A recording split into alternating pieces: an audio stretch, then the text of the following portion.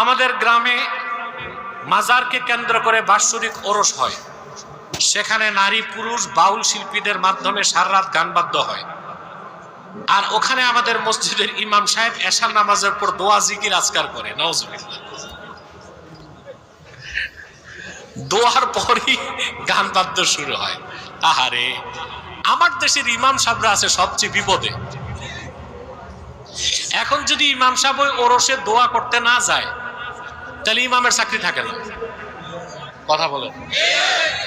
ইমামের চাকরি গেলে আবার যুবকরা কিন্তু ইমামের পক্ষে দাঁড়াবে না, কারণ মসজিদ কমিটির সভাপতি সুদখোর, সেক্রেটারি ঘুষখোর।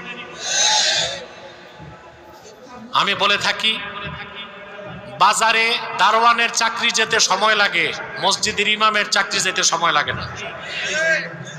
আমি ইমাম সাহেবকে বলবো, আল্লাহর ওয়াস্তে যেখানে গান বাদ্য নাজায়েজ কাজ